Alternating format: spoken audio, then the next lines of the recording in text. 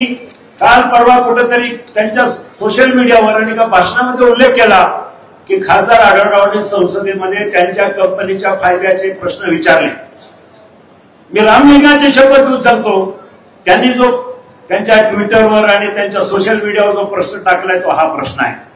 आणि प्रश्न काय आहे, मी लोकसभेमध्ये 7 एप्रिल 2017 आणि फेब्रुवारी 2019 मध्ये विचारलेला प्रश्न होता की इस्रायल आणि गोवा शिपयार्ड यांनी संरक्षण विभागाला देणारे जे काही रॉकेट्स आहेत किंवा त्याचे जे काही शस्त्र आहेत त्याचा कराराच्या संदर्भामध्ये इत्थंभूत माहिती द्यावी। त्याच्यामध्ये काही भारतीय कंपन्या आहेत का, काही भारतीय कंपन्यांनी त्याच्यामध्ये सहभाग होण्यासाठी इंटरेस्ट दाखवलाय का। आता एवढा प्रश्न सळसळीत पानपुडी आणि गोवा शिपयार्ड याच्याशी माझ्या कंपनीचा किंवा माझा व्यवसायाचा काही संबंध नाही। मग आज तुम्ही म्हणाला जर केलं तर केलं, काय झालं, मी केलंच नाही। मी माझी कंपनी स्वकष्टातून उभी केलेली आहे। देवेंद्रजी माझं आयुष्य डोक्यावर पाटे घेऊन भाजी विकली, हमाली केली रेल्वे स्टेशनवर आणि या कष्टातून माझी कंपनी उभी केली। आज मी अमेरिकेपर्यंत माझी कंपनी आहे। मला सांगायला अभिमानाने डीआरडीओ साठी कामं करतोय, डॉक्टर अब्दुल कलाम बरोबर कामं केलेली आहे मी महत्वाच्या प्रकल्पावर। आज ही चर्चा चालू आहे सगळीकडे सेमीकंडक्टर ह्या व्यवसायामध्ये भारतातली पहिल्या ज्या 4 कंपन्या आहेत त्याच्यामध्ये माझी कंपनी आहे। मला अभिमान आहे, मी अशी काही वेळ धंदे करणार नाही। परंतु आता समोरच्या उमेदवाराला त्याचा पराभव समोर दिसायला लागलाय आणि मग काय करायचं, अशा घाणेरड्या टीका करायच्या, कमरेखालच्या टीका करायच्या आणि मला बदनाम करण्याचं षडयंत्र त्या माणसानं जर चालू केलं असलं तर माझ्या शिरूर लोकसभा मतदारसंघातली जनता त्याला थारा देणार नाही। आज मला अभिमानानं सांगावंच वाटतं, 5 वर्ष मी काम करतोय। पराभव झाला त्या दिवशी संध्याकाळी डॉक्टर अमोल कोल्हे यांचा फोन करून अभिनंदन केलं, दुसऱ्या दिवसापासून कामाला लागलाय। 5 वर्ष मी पायाला भिंगरे लावून संपूर्ण शिरूर लोकसभा मतदारसंघ पादाकरण केला। कधी गोरगरिबांना मदत करायची असेल, कधी वादळ आलं, कधी अवकाळी परिस्थिती आली, कधी कुणाचं घर पडलं, कुणाचं घर जळालं, काही नुकसान झाले, मी स्वतः माझ्या माध्यमातून असेल, माझ्या संस्थाच्या माध्यमातून गोरगरिबांचे संसार उभं करण्यासाठी प्रयत्न केले। कोरोना काळ आठवा, कोरोना काळामध्ये मी माझं सगळं तब्येतीचं वगैरे पर्वा न करता अखंड शिरूर तालुका असेल, हडपसर असेल, हडपसरच्या कात्रजच्या घाटापासून जुन्नरच्या नाणे घाटापर्यंत जिथं जिथं लोकांना गरज आहे तिथं तिथं औषधं पुरवत गेलो, तिथे तिथं किराणा मालाच्या किट देत गेलो। त्यावेळेला हा निवडून दिलेला खासदार मुंबईमध्ये शूटिंग मध्ये व्यस्त होता, त्यांनी विकासाच्या वल्गना करू नये। आज त्याचा परिणाम म्हणून मला सांगायचं वाटतं, माझा विकासाचा एजेंडा काय आहे, मला या मतदारसंघासाठी काय करायचं, मी का उभं राहिलो। मला राजकारणात खूप मोठं करिअर करायचं म्हणून नव्हे। माझा पराभव झाला, मला आपल्याला आवर्जून सांगावंसं वाटतं। 3 वेळा विजय झाला, 4थ्या वेळेला 5,78,000 मतं मला मिळाली। विजयी उमेदवाराला 6,35,000 मतं मिळाली। मला वाटलं असं तर मी आराम करू शकलो असतो, मी काही करू शकलो असतो, राजकारण सोडून घरी बसलो असतो। पण मला जाणीव झाली की ह्या जनतेनं मला 15 वर्ष सांभाळलं, 15 वर्ष आशीर्वाद दिले। त्या 5,78,000 लोकांना वाऱ्यावर सोडून मला काही दुसरा माझा प्रपंच बघायचा नाही। मी अक्षरशः माझा धंदा प्रपंच सगळं काही कुटुंबाच्या हवाली केलं आणि मतदारसंघामध्ये फिरत राहिलो। योगायोगानं 2022 मध्ये देवेंद्रजी आणि एकनाथ शिंदे यांच्या माध्यमातून सरकार उभं राहिलं आणि या नवीन सरकारच्या माध्यमातून मला ताकद मिळाली। एका बाजूने देवेंद्रजी, दुसऱ्या बाजूने एकनाथभाई शिंदे आणि नंतरच्या काळात आमच्या पक्षाचे राष्ट्रीय नेते आदरणीय अजितदादा पवार इतक्या मोठ्या प्रमाणात काम केली। एकच उदाहरण सांगतो, 2014-2015च्या दरम्यान स्वर्गीय बाबूराव पाचरणे आणि मी धर्मवीर संभाजी महाराजांचं स्मारक वडवण आणि तुळापूरला उभं करायचं आम्ही दोघांनी आराखडा सादर केला, प्लॅनिंग कमिशनला दिला। सुरुवातीला त्या प्रकल्पाची किंमत 140-145 कोटी रुपये होती। त्याच्यावर चर्चा झाल्या, देवेंद्रजीकडे प्रेझेंटेशन पण झालं, पण नंतर त्याचं बाबूरावजींचा पराभव झाला, माझाही पराभव झाला, तो प्रकल्प बाजूला राहिला। नंतर आलेल्या खासदार आमदाराने नुसतं विकास आराखडा तयार केला, पाठपुरावा काही केला नाही। 250 कोटी रुपयाचा विकास आराखडा, 5 वर्ष नुसता विकास आराखडा घोषणा वल्गनाच राहिल्या. तो विकास आराखडा फक्त कागदावरच राहिला. 2022 मध्ये देवेंद्रजी आणि एकनाथभाई शिंदे यांच्याकडे गेलो. माझ्या मतदारसंघातले 5 महत्वाचे प्रश्न, त्या प्रश्नासाठी मुख्यमंत्र्यांकडे बैठक लावली. 16 IAS अधिकारी, जिल्ह्याचे कलेक्टर, जिल्ह्याचे सीओ, जिल्ह्याचे महसूल आयुक्त सगळ्यांच्या बरोबर बैठक लावली. आणि माझा पहिला प्रश्न होता, अनेक वर्ष प्रलंबित राहिलेलं धर्मवीर संभाजी महाराजांचं स्मारक वडवणी तुळापूरचं 250 कोटी रुपये म्हटलं. मुख्यमंत्र्यांना सांगितलं ते काय पुरणार नाही, त्यात नवीन सुधारणा केल्या पाहिजे. मुख्यमंत्र्यांनी सगळ्या अधिकाऱ्यांना सूचना दिल्या की आढळराव सांगतील त्याप्रमाणे ग्रामस्थांची वडवणी तुळापूर ग्रामस्थांची चर्चा करा. नवीन विकास आराखड्यामध्ये ज्या काही गोष्टी आढळराव सांगतील त्याप्रमाणे समाविष्ट करून नवीन विकास आराखडा सादर करा. महिनाभर संपूर्ण जनतेला विश्वासात घेतलं आणि बजेटच्या 8 दिवस अगोदर मुख्यमंत्र्यांकडे तो विकास आराखडा सादर केला. आदरणीय देवेंद्रजी आणि आदरणीय मुख्यमंत्र्यांनी त्या बैठकीमध्ये त्याला मंजुरी दिली. कॅबिनेटमध्ये आणि बजेटमध्ये त्याला मंजुरी दिल्यानंतर मला अभिमानाने सांगावं असं वाटतं, तो आराखडा 400 कोटी रुपयाचा झाला आणि त्याला मंजुरी दिली, टेंडर दिलं, त्याचं भूमिपूजन केलं. अशा प्रकारची विकास कामं करण्यासाठी ताकद देणारं हे सरकार आहे. केंद्रामध्ये पुणे नाशिक रेल्वेचा प्रकल्प, देवेंद्रजी हा प्रकल्पाची मूळ कल्पना माझी आहे. 2005 सालापासून हा प्रकल्प व्हावा म्हणून प्रत्येक रेल्वे बजेटमध्ये सरकारला धारेवर धरण्याचं काम मी लोकसभेमध्ये केलं. योगायोगानं सुरेश प्रभू रेल्वे मंत्री झाल्यानंतर 2014ला आम्ही मांडणी केली, प्रकल्पाला सुरुवात केली. 2018 पर्यंत DPR तयार झाला. दुर्दैवानं माझा पराभव झाल्यानंतर ते काम तसंच राहिलं. तो प्रकल्प तिथंच थांबला. 5 वर्षानंतर अजूनही आहे तिथंच आहे. आज त्या प्रकल्पाची किंमत 24,000 कोटी रुपये झाली. केंद्राने आणि राज्याने अर्धे द्यायचं आणि मध्ये 25% केंद्र आणि 25% राज्य सरकार आणि 50% बाजारातून उभे करायचं ठरलेलं आहे.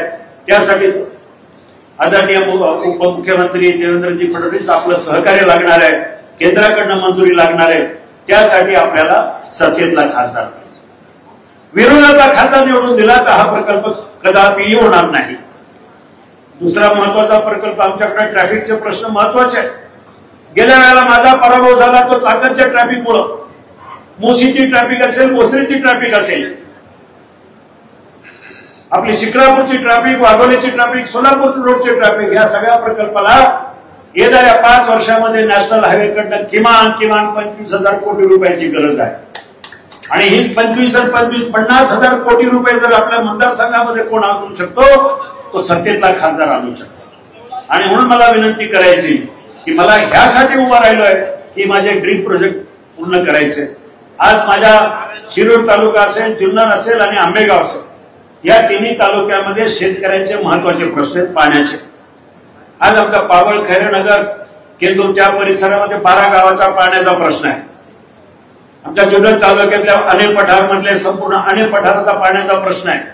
आंबेगाव तालुक्यातल्या सातगाव पठाराचा पाण्याचा प्रश्न आहे. या संदर्भात आदरणीय देवेंद्रजी यांच्याबरोबर मी बैठक पण लावलेली आहे. आचारसंहिता संपल्यानंतर या तिन्ही प्रकल्पावर मला काम करायचं आहे. आणि म्हणून मला आपल्याला सांगायचं आहे, विरोधक काय म्हणतात, ते काय टीका करतात, त्यांचा काय अजेंडा आहे मला माहिती नाही. त्यांच्या समोर आज एकच अजेंडा आहे. आज ते गावागावामध्ये जाऊ शकत नाही. प्रत्येक गावात गेल्यानंतर लोक अडवतात त्यांना वेशीवर की 5 वर्षात तुम्ही काय केलं आणि 20 निवेदनं दिली, 1 रुपये तुम्ही दिला नाही, आमच्या गावात आले नाही. भारताच्या लोकशाहीतला, लोकसभेतला पहिला खासदार आहे की जे 5 वर्षांमध्ये कुठल्याही गावात गेला नाही, 1 रुपयाचा निधी दिला नाही. एवढंच नव्हे तर त्यांचा हक्काचा 80% जो निधी आहे, खासदार निधी, त्यातला 80% निधी परत केंद्राकडे जमा झालाय असं माझ्या पेपरमध्ये मी ऐकलं. मला माहिती नाही काय नक्की आहे. म्हणून अशा निष्क्रिय खासदाराला निवडून देण्यापेक्षा तुम्ही मला पाहिलं 15 वर्ष काम करताना पाहिलंय. आज पुणे नाशिक जो खेड सिन्नरचा रस्ता आहे ते काम पूर्ण करण्यासाठी गडकरी बरोबर बैठका घेऊन तो रस्ता मंजूर करून घेतला. बायपासेस मी पूर्ण केले, परंतु आता क्रेडिट घ्यायला हा माणूस पुढे आला. ते काही असो, मला एक विनंती करायची की येणाऱ्या 13 तारखेला काही झालं तरी आपण भूलथापाला बळी पडू नका. त्यांचा अजेंडा आहे, त्यांच्याकडे मुद्दे नाही आहे म्हणून खालच्या पातळीवर जाऊन टीका करतील. मग कधी पंतप्रधानांवर, कधी नरेंद्र मुख्यमंत्र्यांवर, कधी देवेंद्रजीवर टीका करणे एवढा तो माणूस मोठा नाहीये, खूप छोटा माणूस आहे. पण टीका करायला, गप्पा मारायला मोठ्या मोठ्या जरी मारत असल्या तरी आपण त्याला बळी पडू नका. आपल्या शहराचं उदाहरण मी सांगतो. तुम्ही पाहिलं 15 महिन्यामध्ये या शिरूर शहरासाठी अनेक वर्ष प्रलंबित असलेली पाण्याची योजना, त्या योजनेला जवळजवळ 72 कोटी रुपये मी मंजूर करून आणले.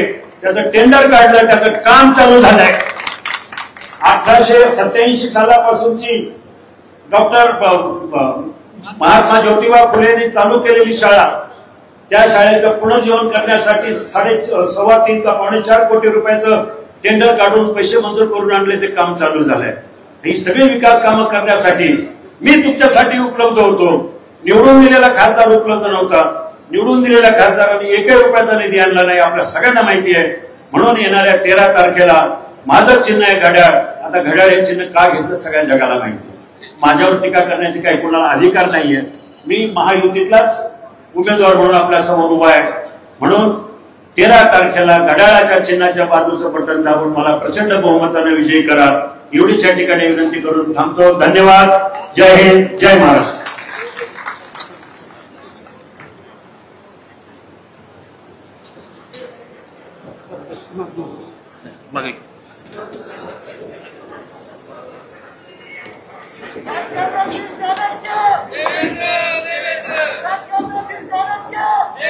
महाराष्ट्राच्या राजकारणातील चाणक्य, ज्यांच्या बोलण्याने समोरच्याची बोलती बंद होते, ज्यांच्या चालण्याने समोरच्याला धडकी भरते आणि ज्यांच्या कामामुळे महाराष्ट्राची आन बान शान संपूर्ण हिंदुस्थानामध्ये उंच झाली, अशा आपल्या सगळ्यांचे नेते आदरणीय देवेंद्रजी फडणवीस साहेब यांना विनंती करतो की या पुण्यभूमीला त्यांनी मार्गदर्शन करावं.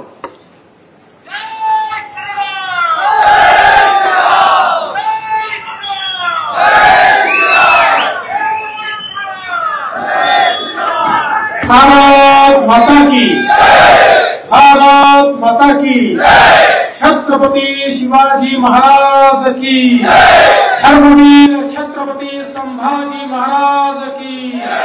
जय भवानी, जय भवानी, जय श्री राम, जय जय श्री राम. हिंदवी स्वराज्याचे संस्थापक छत्रपती शिवरायांना मानाचा मुजरा करतो. भारतीय राज्यघटनेचे शिल्पकार भारतरत्न डॉक्टर बाबासाहेब आंबेडकर यांना मानवंदना अर्पित करतो. आणि आमचे परमस्नेही आणि या तालुक्यातून ज्यांनी खऱ्या अर्थानं एक मोठं नेतृत्व तयार केलं ते स्वर्गीय आमदार बाबूराव पाचर्णेजी यांना देखील या ठिकाणी माझ्या आदरांजली अर्पित करतो. आज या सभेच्या निमित्ताने मंचावर उपस्थित असलेले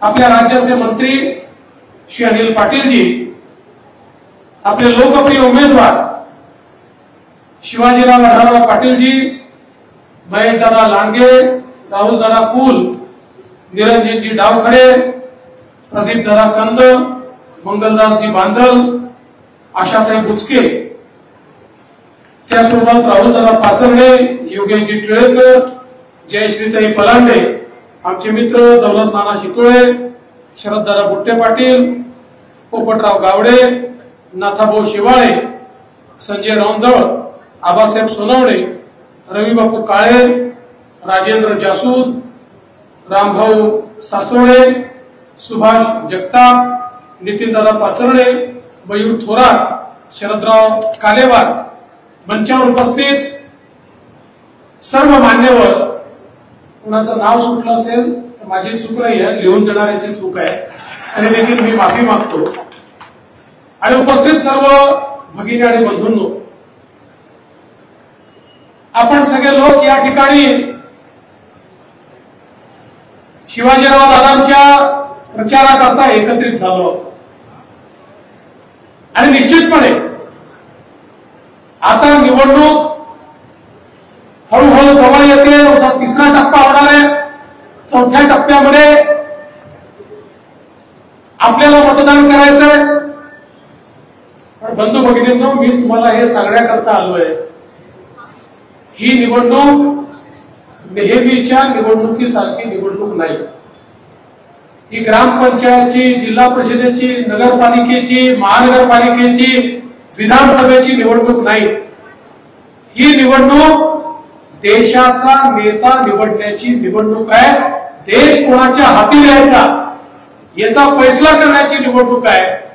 कोण देशाला विकासाकडे नेऊ शकतं, कोण देशाला सुरक्षा देऊ शकतं, कोण आपला देश मजबूत करू शकतं, जनसामान्यांच्या आशा आकांक्षा आणि अपेक्षा कोण पूर्ण करू शकतं याचा फैसला करण्याची ही निवडणूक आहे. आणि बंधू भगिनींनो, आपण जर बघितलं तर आता या ठिकाणची लढाई इकडे आढाराव पाटील आणि इथले जे काही विद्यमान खासदार आहेत यांच्यापुरतं मर्यादित अशा प्रकारची लढाई नाही आहे.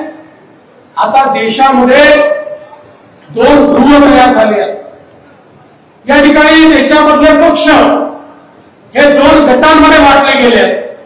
एकीकडे विश्वगौरव असलेले, विकास पुरुष असलेले आपल्या सर्वांचे नेते माननीय नरेंद्र मोदीजी आहे आणि मोदीजींच्या नेतृत्वात आपली महायुती आहे, ज्यामध्ये शिंदे साहेबांच्या नेतृत्वातली शिवसेना आहे, ज्यामध्ये अजितदादांच्या नेतृत्वातली राष्ट्रवादी आहे, ज्यामध्ये मनसे आहे, रिपाई आहे, पिरिपा आहे, जनसुराज्य आहे, रासपा आहे.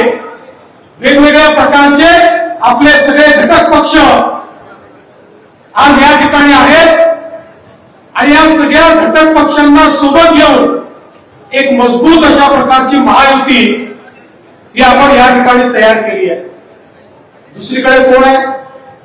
दुसरीकडे राहुल गांधी आहे आणि राहुल गांधींच्या नेतृत्वात 24 पक्षांनी एक खिचडी तयार केली.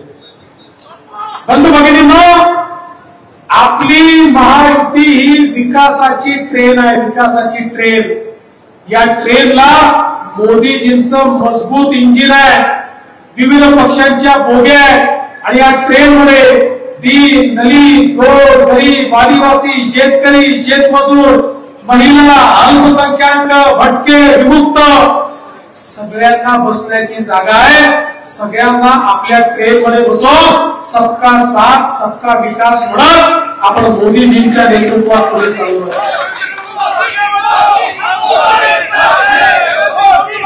दुसरीकडे काय अवस्था आहे? दुसरीकडे नुसतं इंजिन आहे.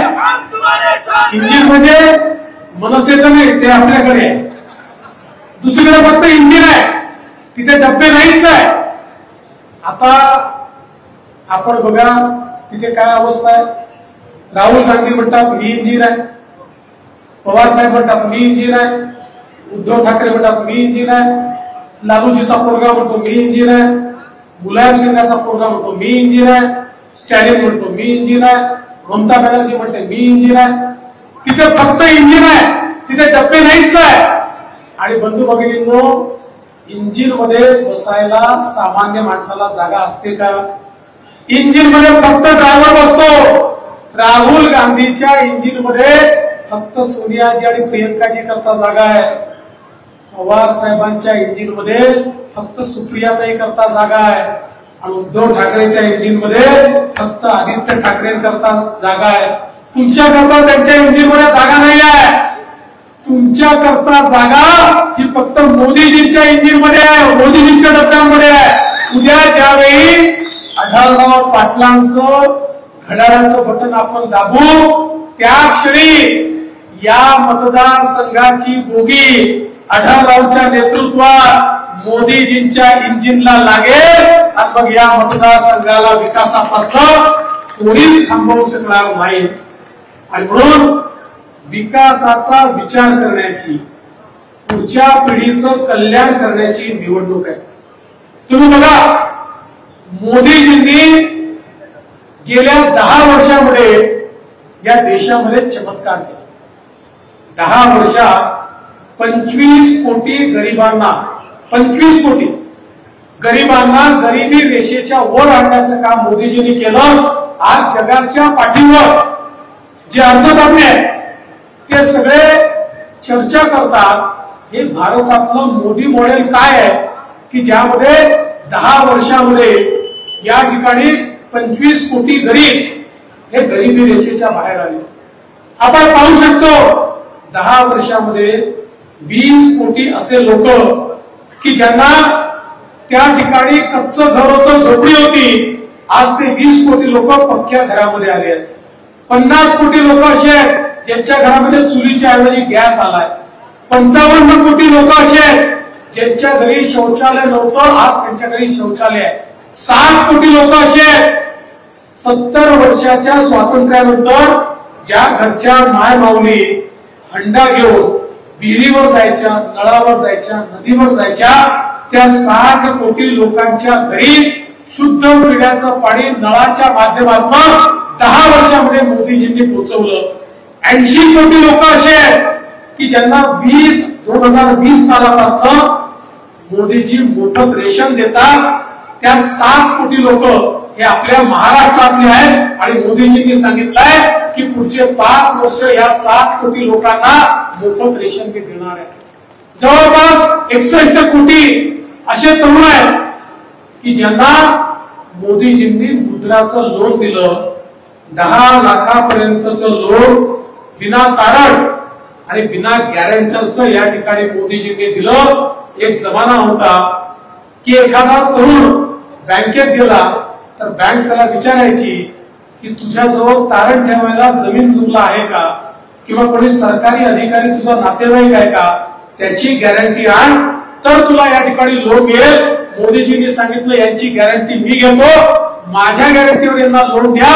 61 कोटी लोकांना या ठिकाणी लोन मिळालं आणि त्यामध्ये 31 कोटी आमच्या बहिणी आहेत की ज्यांना लोन मिळालं आणि त्या आपल्या पायावर उभ्या राहिल्या. आणि बंधू भगिनींनो, एवढंच नाही तर एकीकडे आमच्या माता भगिनींना पायावर उभ्या करण्याकरता देशामध्ये 80 लाख बचत गट मोदीजींनी तयार केली आणि त्या बचत गटांना 8 लाख कोटी रुपये या ठिकाणी दिले आणि त्या माध्यमातून 10 कोटी महिलांना आपल्या पायावर मोदीजींनी उभं केलं. त्यातल्या 3 कोटी महिलांना आता मोदीजी लखपती दिदी बनवत आहेत आणि हळूहळू या सगळ्या 10 कोटी महिलांना लखपती बनवण्याचं काम हे मोदीजींच्या माध्यमातून होत आहे. कारण मोदीजी नेहमी म्हणतात एक पुरुष जेव्हा पायावर उभा राहतो तेव्हा केवळ तो पुरुष पायावर उभा राहतो, पण एक महिला पायावर उभी राहते तेव्हा संपूर्ण कुटुंब आपल्या पायावर उभं राहतं. आणि म्हणून महिलांना अधिकारिता देण्याचं काम हे मोदीजींच्या माध्यमातून या ठिकाणी होत आहे. खरं म्हणजे मला या ठिकाणी सांगितलं पाहिजे, आज आपल्या मंचावर महिला कमी दिसत आहेत, पण आता मोदीजींनी सांगितलं चालणार नाही. मोदीजींनी सांगितलंय 2026 नंतर अर्धा मंच महिलांना द्यायचा आहे. कारण 2026 नंतर लोकसभेतही 33% खासदार महिला आणि विधानसभेतही 33% खासदार या महिला होणार आहेत. या देशामध्ये महिलांना देशाच्या मुख्यधारेत आणण्याचा प्रयत्न जर कोणी केला असेल तर तो मोदीजींनी या ठिकाणी केला. आज आमचे जे ज्येष्ठ नागरिक आहेत, एकीकडे मोदीजींनी सांगितलं 70 वर्षाच्या वरच्या सगळ्या ज्येष्ठ नागरिकांना सर्व प्रकारचे उपचार मोफत देण्यात येतील. त्यांना रोज लागणाऱ्या गोळ्या, त्यांना रोज लागणारी औषधं, त्यांना ऑपरेशन सगळ्या गोष्टी मोफत करण्यात येतील. आणि त्याच वेळी वयोश्री सारखी योजना आणली आणि त्या योजनेच्या अंतर्गत मोदीजींनी कोणाला चष्मा पाहिजे असेल तर चष्मा, कानाचं यंत्र पाहिजे तर यंत्र, कवळी पाहिजे तर कवळी, स्टिक पाहिजे तर स्टिक, कमोड पाहिजे तर कमोड, जे काही हवंय ते त्या ठिकाणी देण्याचं काम हे वयोश्री योजनेच्या माध्यमातून मोदीजींनी त्या ठिकाणी केलं. आमच्या दिव्यांगांकरता मोदीजींनी त्या ठिकाणी नवीन योजना आणली आणि फ्रान्स आणि जर्मनीमध्ये ज्या प्रकारचे कृत्रिम हात आणि कृत्रिम पाय तयार व्हायचे ते आपल्या देशात तयार करून आपल्या देशातल्या दिव्यांगांना दिले. कालपर्यंत जो पायी चालू शकत नव्हता आज तो पाय मिळाल्यामुळे मोटरसायकलची किक मारून मोटरसायकल चालवतो आहे. कालपर्यंत त्याचा हात हालत नव्हता तो आज हातोडा मारू शकतो. अशा प्रकारे दिव्यांगांचं कल्याण देखील मोदीजींनी केलं. आज आपण बघा गावगाड्यामध्ये या ठिकाणी सगळा आर्थिक व्यवहार त्यांच्यामुळे चालतो. असे आमचे 12 बलुतेदार आणि पारंपरिक व्यावसायिक या 12 बलुतेदारांचा आणि पारंपरिक व्यवसायांचा विचार देशाच्या कुठल्याही पंतप्रधानाने कधीच केला नव्हता. पहिल्यांदा त्यांचा विचार मोदीजींनी केला. विश्वकर्मासारखी योजना आणली आणि त्या योजनेच्या अंतर्गत या 12 बलुतेदारांना आणि पारंपरिक व्यवसाय करणाऱ्यांना त्या ठिकाणी अर्थसहाय्य करायचं, ट्रेनिंग द्यायचं. त्यांचे जे काही निर्मित आहे त्याला केवळ गावापुरतं मर्यादित न ठेवता ते वैश्विक कसं होईल, त्यांच्या पुढच्या पिढ्यांना त्यातनं मोठ्या प्रमाणात आर्थिक फायदा कसा मिळेल ही सगळी तयारी आज मोदीजींच्या विश्वकर्मा योजनेतून झाली. आमच्या अनुसूचित जातीच्या मुलांकरता मोदीजींनी स्टँडअप सारखी योजना आणली आणि लाखो अनुसूचित जातीचे उद्योजक हे मोदीजींनी तयार केले. आमच्या आदिवासी समाजाकरता 24,000 कोटी रुपयाची जनमन योजना आणली आणि या योजनेच्या अंतर्गत आदिवासींच्या जीवनामध्ये आमूलाग्र परिवर्तन करण्याचं काम हे मोदीजींनी केलं. आज आपण बघतोय आमच्या शेतकऱ्यांकरता मोदीजींनी त्या ठिकाणी शेतकरी सन्मान योजना आणली. त्यांनी 6,000 रुपये देणं चालू केलं तर आपल्या सरकारने 6,000 रुपये देणं चालू केलं. आज 12,000 रुपये शेतकऱ्यांना देतोय. 1 रुपयात पीक विमा आपण शेतकऱ्यांना देतोय. आज आपण पाहू शकतो नॅनो युरिया सारखी एक अप्रतिम भेट मोदीजींनी आपल्याला दिली आणि येत्या काळामध्ये आमच्या शेतकऱ्यांना त्या ठिकाणी अधिक फायदा झाला पाहिजे याकरता मोठ्या प्रमाणात यांत्रिकीकरण करायचं, ड्रोनचा उपयोग करायचा, आधुनिक शेती करायची. शेतीचं बजेट जे काँग्रेसच्या काळामध्ये 25,000 कोटी रुपयाचं होतं ते 1,25,00,000 कोटी रुपयावर मोदीजींनी नेलं. आणि हे करत असताना मला या ठिकाणी सांगितलं पाहिजे सगळ्यात जास्त ज्यावेळेस मोदीजी निवडून आले त्यावेळी आपल्या महाराष्ट्रातले जाणते नेते म्हणायचे, जाणते राजे म्हणायचे मोदीजींना उसातलं काय कळतं, यांना साखर कारखानदारीतलं काय कळतं. पण साखर कारखानदारी करता आणि उसाच्या शेतकऱ्याकरता जे निर्णय नरेंद्र मोदीजींनी घेतले ते 50 वर्षात कोणी घेऊ शकलं नाही. बंधू भगिनींनो 340 रुपयांनी एफआरपी वाढवली आणि दुसरीकडे त्या काळात काय व्हायचं, साखरेमध्ये अशा प्रकारचं मॅनिप्युलेशन व्हायचं की उसाचा भाव जास्त आणि साखरेचा भाव कमी. कारखाने अडचणीत यायचे, एफआरपीचं पेमेंट अडायचं, मोठ्या प्रमाणात शेतकरी नागवले जायचे. पहिल्यांदा मोदीजींनी मिनिमम सेलिंग प्राइस ही साखरेवर लावली आणि यापेक्षा कमी किमतीत साखर त्या ठिकाणी विकली जाणार नाही सांगितलं. त्यामुळे सगळे साखर कारखाने वाचले. इथेनॉलच्या माध्यमातून जो धंदा दिला आणि साखर कारखान्यांना उभं तर केलंच पण शेतकऱ्यांना 2 पैसे जास्त मिळतील ही व्यवस्था मोदीजींनी उभी केली. आणि त्याहीपेक्षा महत्वाचं जर काही मोदीजींनी या ठिकाणी केलं असेल तर काँग्रेसच्या काळामध्ये आमच्या शेतकऱ्यांवर, उसाच्या शेतकऱ्यांवर इन्कम टॅक्स लागला होता.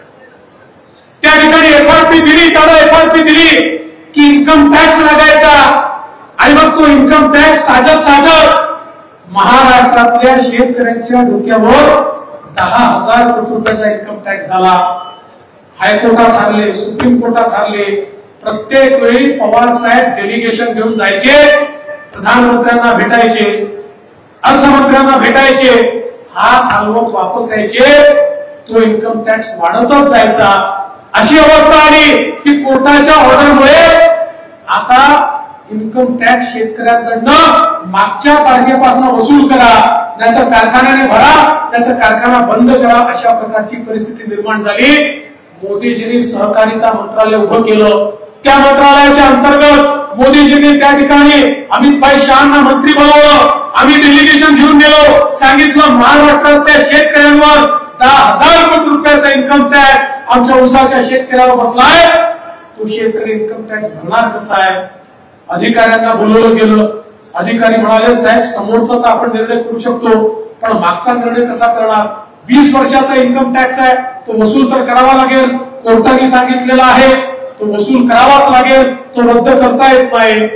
मोदीजींनी आणि अमित शहा साहेबांनी सांगितलं शेतकऱ्यांकरता आवश्यकता असेल तर नियम बदलले पाहिजे. आणि एका महिन्यामध्ये नियम बदलून 20 वर्षाचे घडलं ते मोदीजींनी केलं. आणि आमच्या उसाच्या शेतकऱ्याचा इन्कम टॅक्स 10,000 कोटी रुपयाचा हा पूर्णपणे रद्द करण्याचं काम या ठिकाणी मोदीजींनी केलं. बंधू भगिनींनो, बोल वचन देणारे अनेक नेते आपण बघितले, पण खऱ्या अर्थानं काम करणारा नेता जर कोणी असेल तर ते आपले नरेंद्र मोदीजी आहे. आणि म्हणून तुम्हाला ही विनंती करण्याकरता आलोय, या देशाचा नेता आपल्याला निवडायचा आहे. आज आढळराव पाटलांसारखा एक नेता 15 वर्ष देशाच्या लोकसभेमध्ये आढळराव पाटलांनी अतिशय उत्तम काम केलं. तुम्ही यादी बघा, किती प्रश्न विचारले, किती वेगवेगळे मुद्दे घेतले. या ठिकाणी सातत्याने एक संघर्ष आढळराव पाटलांनी केला. मला आठवतंय आमचे महेश दादा असतील, आढळराव पाटील असतील, बाबूरावजी, सगळे लोक बैलगाडा शर्यत बंद झाली, एक मोठं या ठिकाणी आंदोलन उभं केलं. आणि मला अतिशय आनंद वाटतो की त्यानंतर मी मुख्यमंत्री असताना आपण अहवाल तयार केला. बैल हा पळणारा प्राणी आहे. 2.5 वर्ष महाविकास आघाडीचं सरकार होतं, काही झालं नाही. पुन्हा आपलं सरकार आलं, आपण बैलगाडा शर्यत सुरू करून दाखवली. कारण आपल्याला शेतकऱ्याला काय हवं हे माहिती आहे. शेतकऱ्याला काय हवं आहे, सामान्य माणसाला काय हवं आहे हे जाणणारे आढळराव पाटील आहे. आणि आता त्यांच्यावर आरोप लावला जातो पक्ष बदलला. या ठिकाणी सत्य सांगितलं पाहिजे. मी अजितदादा पवार आणि एकनाथराव शिंदे एकत्रित बसलो. ज्यावेळी जागांचं वाटप झाल्यानंतर ही जागा त्या ठिकाणी राष्ट्रवादीच्या कोट्यात गेली. शिवसेनेचाही आग्रह होता, इतके वेळा आमचा खासदार राहिलाय, आढळरावांना खासदार केलं पाहिजे, ही जागा आम्हाला द्या. शेवटी मधला मार्ग मी काढला. मी अजितदादांना आणि शिंदे साहेबांना सांगितलं सीट जरी राष्ट्रवादीच्या कोट्यात गेली असली तरी उमेदवार म्हणून आपण आढळराव पाटलांना देऊ, म्हणजे या ठिकाणी दोन्ही पक्षाचे जे कार्यकर्ते आहेत त्यांना हे समाधान वाटेल. त्यामुळे पक्ष बदललेला नाहीये. आम्ही तिघही एका विचाराने सोबत आलो. जसं मागच्या वेळी आम्ही पालघरमध्ये उद्धव ठाकरेजींनी सांगितलं आम्हाला जागाही द्या आणि उमेदवारही द्या. आमचा सिटिंग खासदार जो तिथे खासदार होता त्याला आम्ही उद्धव ठाकरेंना देऊन टाकलं आणि पुन्हा तिथं निवडून आणलं. त्यामुळे एका विचारात काम करत असताना या ठिकाणी पक्ष बदलला वगैरे असं नाहीये. हे आम्ही ठरवून या ठिकाणी केलेलं आहे. आणि अशा प्रकारे जर सांगत असतील तर समोरच्या उमेदवाराला विचारा त्यांनी किती वेळा निष्ठा बदलल्या आणि गेल्या 5 वर्षात किती वेळा फेसबुक पोस्ट टाकल्या आणि किती वेळा ते कुठे कुठे जाणार होते आणि मग कसे कसे थांबले. आता याचं सत्य जर आम्ही सांगायला लागलो तर त्यांचा चेहरा आपल्यासमोर उघड होईल. पण एक गोष्ट आहे, आढळरावांपेक्षा एका गोष्टीत ते सरस आहे. आढळराव नाटककार नाही. आढळराव तुम्हाला नाटक जमत नाही, ते एवढे नाटकी आहे. त्यांना नाटक जमतं, रडता येतं, हसता येतं, बोलता येतं, जुमलेबाजी करता येते. पण एक लक्षात ठेवा, मी त्यांना देखील सांगतो, लोक नाटकाचं तिकीट घेऊन एकदा नाटक पाहायला जातात, पण नाटक जर फ्लॉप निघालं तर परत कोणी नाटक पाहायला जात नाही. शिरूरच्या जनतेने एकदा तिकीट घेतलं आणि का हुशार लोक आहे तुम्ही. मी बघितलं 5 वर्ष हा व्यक्ती फिरकला नाही. आता ते गावोगावी जातात. इतके हुशार या मतदारसंघातले लोक आहेत, शिव्या बिव्या देत नाही, बोलवतात, स्वागत करतात, सत्कार करतात, हार घालतात. समोरच्या लोक वा वा वा काय माझं स्वागत झालं आणि मग विचारतात 5 वर्ष कुठे होते सांगा. जबरदस्त लोक आहेत तुम्ही. पण बंधू भगिनींनो, आता या ठिकाणी आपल्या सगळ्यांना लक्षात घ्यायचं आहे, ही निवडणूक ही देशाची निवडणूक आहे. आढावांसारखा एक व्यक्ती हा ज्यावेळेस मोदी साहेबांसोबत जाईल, आज आपले जे प्रश्न आहेत, मग ते ट्रॅफिकचे प्रश्न असू द्या, पिण्याच्या पाण्याचे प्रश्न असू द्या, मध्यंतरीच्या काळात मोदीजींच्या नेतृत्वात, गडकरी साहेबांच्या नेतृत्वात आपण बैठका घेतल्या. अजितदादा होते, शिंदे साहेब होते, मी होतो, आढावा होते, सगळे लोक होतो. आपण काळजी करू नका, आता पुण्यापासून शिरूर पर्यंत आणि या सगळ्या इंडस्ट्रीयल भागामध्ये अशा प्रकारचे रस्ते आम्ही तयार करतोय, एकावर एक 3 मजली रस्ते, ट्रॅफिकचा जामच होणार. अशा प्रकारचं नेटवर्क तयार करतोय की ज्या ठिकाणी देशाचे प्रधानमंत्री मोदीजी आणि त्यांच्या नेतृत्वात आढळराव पाटील, आमचे गडकरी साहेब, राज्यातनं आम्ही असे एकत्रितपणे येऊन या ठिकाणचा ट्रॅफिकचा प्रश्न पुढच्या 2-2.5 वर्षात पूर्णपणे संपलेला असेल, अशा प्रकारचं प्लॅनिंग आम्ही तयार केलं. ताईंना माहिती, पाण्याच्या संदर्भात आपण नागपूरला बैठक घेतली. बघा, 12 गावचा प्रश्न असेल किंवा इतरही प्रश्न असतील, सगळे प्रश्न आपले सोडवणुकीकडे चाललेले आहेत. हे काय आपण सोडवू शकतो? कारण आपल्या पाठीशी मोदीजींची ताकद आहे. आज या महाराष्ट्राला मोदीजींनी सिंचनाकरता 50,000 कोटी रुपये दिले, त्यामुळे गावोगावी पाणी आपण पोहोचवू शकलो.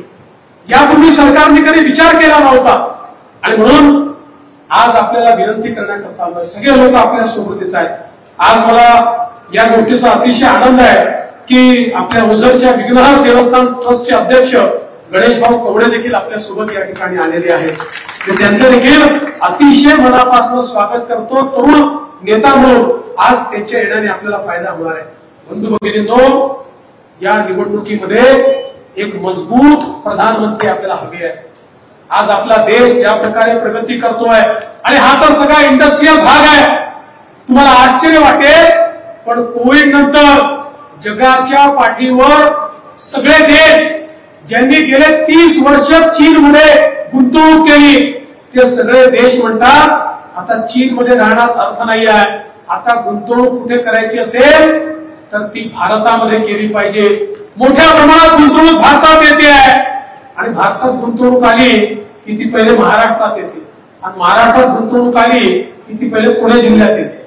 त्याच्यामुळे येत्या काळामध्ये मोठ्या प्रमाणात गुंतवणूक देखील येणार आहे. त्याला साजेसे इन्फ्रास्ट्रक्चर देखील आपण तयार करतो. आज एक मजबूत पंतप्रधान आपल्या सोबत आहेत. मला कधी कधी आश्चर्य वाटतं, निवडणुका आल्या की या इंडी आघाडीवाल्यांचं डोकं त्या ठिकाणी फिरतं.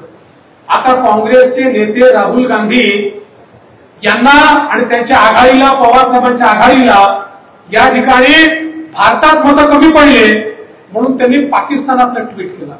पाकिस्तानचा मंत्री फवाद चौधरी ट्विट करून सांगतो की भारताचं नेतृत्व हे राहुल गांधींनी केलं पाहिजे.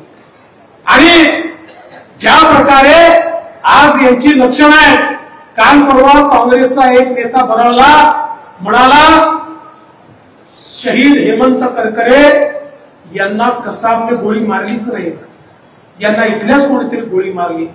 म्हणजे याचं डोकं इतकं फिरलंय की आता हे पाकिस्तानची भाषा बोलू लागले. पाकिस्तान हे म्हणत होतं की कसाब त्या ठिकाणी पूर्णपणे बेकसूर आहे, पण शेवटी भारताच्या न्यायालयात आपण सिद्ध केलं, ज्या वकिलांनी सिद्ध केलं उज्ज्वल निकम, ते देखील आज आपले उमेदवार आहेत. त्या उज्ज्वल निकमांनी सिद्ध करून दाखवलं की कसाब असतो कसाही आहे, ज्यांनी खऱ्या अर्थानं आमच्याकडे लाखो निरपराध लोकांना उभं केलं, मारलं, लाखो निरपराध लोकांची हत्या केली. आज यांची आघाडी ही अजमल कसाब सोबत आहे आणि आम्ही उज्ज्वल निकम सोबत आहोत, अशा प्रकारची अवस्था आहे. बंधू भगिनींनो, तुम्ही बघा तो जमाना आठवा ज्या काळामध्ये आपल्या देशामध्ये, मुंबईमध्ये, पुण्यामध्ये पाकिस्तानातून आतंकवादी यायचे, बॉम्बस्फोट करायचे आणि निघून जायचे. आमचे पंतप्रधान काय करायचे? केवळ निषेध करायचे, मग तीव्र निषेध करायचे, मग अतितीव्र निषेध करायचे आणि भारत झालं तर अमेरिकेसमोर जाऊन रडायचे आणि सांगायचे बघा बघा तो पाकिस्तान आमच्याकडे बॉम्बस्फोट करतो, तुम्ही जरा त्याला समजवा म्हणेपर्यंत दुसरा बॉम्बस्फोट व्हायचा. 140 कोटीच्या देशाचा पंतप्रधान इतका हतबल होता. मोदीजी देशाचे प्रधानमंत्री झाले, भारतामध्ये बॉम्बस्फोट केला, त्यांना वाटलं जुनाच भारत आहे, त्यांना माहिती नव्हता नवीन भारत आहे, हा मोदीजींचा भारत आहे. मोदीजींनी थेट पाकिस्तानमध्ये घुसून सर्जिकल स्ट्राईक केला, एअर स्ट्राईक केला आणि आतंकवाद्यांचा खात्मा केला. माझा तुम्हाला सवाल आहे, 2019 नंतर पाकिस्तानच्या बापाची तरी हिंमत झाली का की भारतामध्ये येऊन बॉम्बस्फोट करेल? गेल्या 5 वर्षात एक बॉम्बस्फोट करायची हिंमत पाकिस्तानच्या मध्ये झाली नाही, कारण त्यांना माहिती होतं आपला बाप दिल्लीमध्ये बसलाय, आपल्याला सोडणार नाही. आज त्या पाकिस्तानची अवस्था भिकाऱ्यासारखी झाली, कटोरा घेऊन फिरतोय, कारण मोदीजी या ठिकाणी बसले आहेत. हे साधं इलेक्शन नाही आहे. देश कोण सुरक्षित ठेवू शकतो, देश कोण आर्थिक संपन्न करू शकतो, देशाची अर्थव्यवस्था कोण मजबूत करू शकतो, हे गल्लीतलं निवडणूक आहे, दिल्लीतली निवडणूक आहे. मला तर आश्चर्य वाटतं, आमच्या पवार साहेबांनी जाहीरनामा घोषित केला. अरे 542 लोकांमध्ये तुम्ही लढवता 10 खासदार आणि तुम्ही जाहीरनामा सांगा. आजपर्यंत गेल्या 2 निवडणुकीत तुमचे निवडून आले 4 आणि आता पक्ष उरला पाव आणि तरी देखील तुम्ही जाहीरनामा सांगणार. बंधू भगिनींनो, यांचा जाहीरनामा नाही, एकच जाहीरनामा चालणार, तो म्हणजे जनतेचा